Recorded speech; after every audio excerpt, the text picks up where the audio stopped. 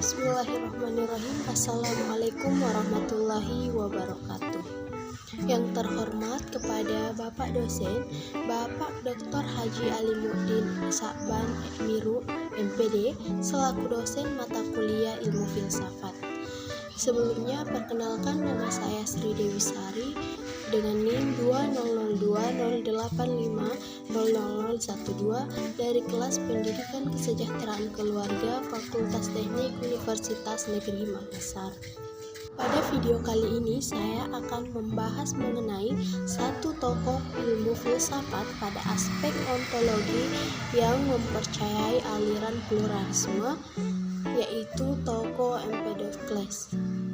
Adapun beberapa pokok bahasan yang akan saya bahas pada video kali ini, yang pertama yaitu pengertian ilmu filsafat, yang kedua aspek utama kajian filsafat, yang ketiga definisi aspek ontologi, yang keempat contoh ontologi, yang kelima tokoh aliran pluralisme ontologi, dan yang keenam prinsip tokoh aliran pluralisme.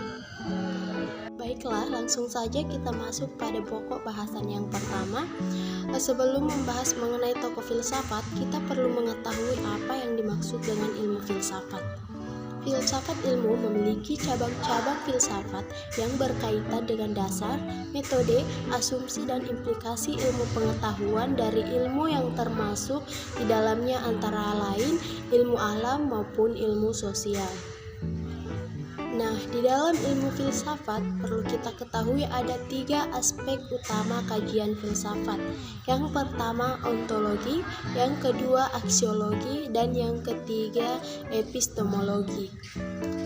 Yang dimaksud dengan aspek ontologi adalah ilmu yang membahas hakikat yang ada yang merupakan realita baik berbentuk jasmani atau konkret maupun rohani atau abstrak. Ontologi merupakan salah satu kajian kefilsafatan yang paling kuno yang berasal dari Yunani. Adapun contoh aspek ontologi yaitu ontologi tentang rumah misalnya. Di zaman sekarang sudah berbagai macam model rumah yang dibangun. Rumah saat ini ada yang bersusun, rumah bertingkat, dan bahkan berbentuk apartemen.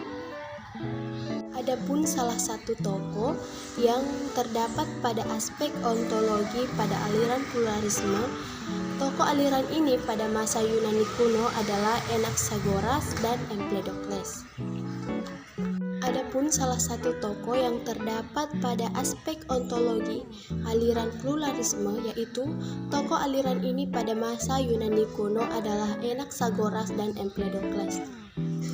Empedokles lahir di Agrigentum, Pulau Sisilia pada abad ke-5 Masehi, yaitu pada tahun 495 kurang dari 435 Masehi. Ia berasal dari golongan bangsawan. Empedokles dipengaruhi oleh aliran religius yang disebut dengan Orfisme dan juga kaum Pythagorean atau pluralisme.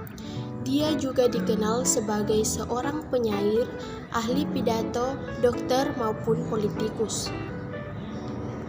Mengenai dengan aliran pluralisme, paham ini berpandangan bahwa segenap macam bentuk merupakan kenyataan.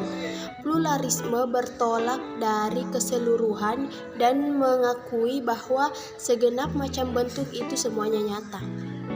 Empedokles mengungkapkan bahwa alam semesta dibuat dari 4 elemen dasar, yaitu yang pertama tanah, yang kedua api, yang ketiga udara, dan yang keempat air, di mana kombinasi dari keempat elemen tersebut ini menjelaskan semua situasi substansi yang kita kenal.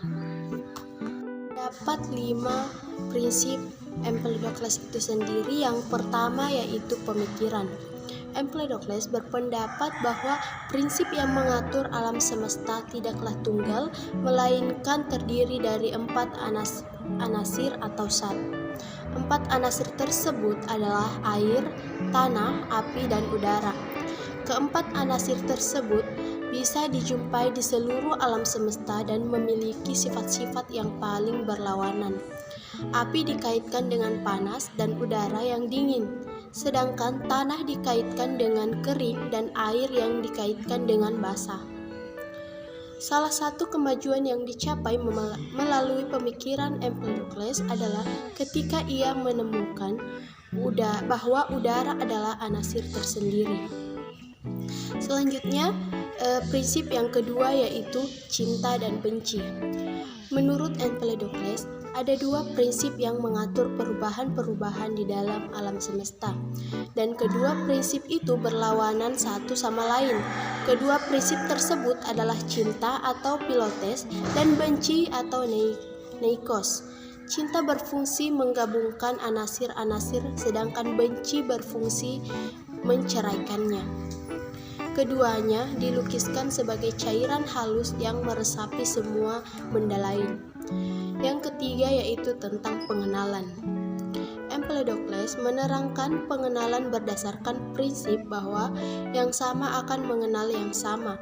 Hal tersebut berarti bahwa unsur tanah dalam diri kita mengenal tanah sama seperti unsur air di dalam diri mengenal air, dan seterusnya. Selanjutnya yang keempat yaitu tentang penyucian.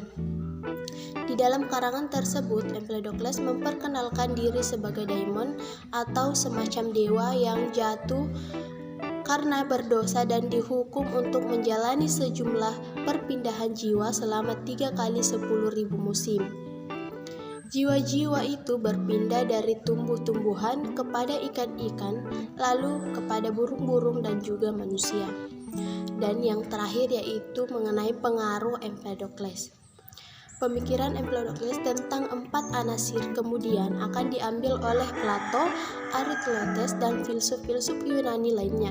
Karena kosmologi Aristoteles diterima umum sepanjang seluruh abad pertengahan, maka teori tentang 4 anasir tersebut pandangan dunia sampai awal zaman modern.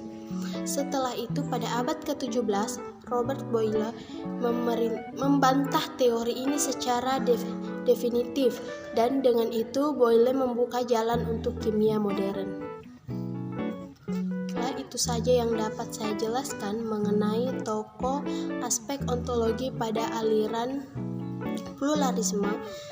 Terima kasih atas perhatiannya. Semoga bermanfaat bagi kalian semua. Mohon maaf jika terdapat kesalahan.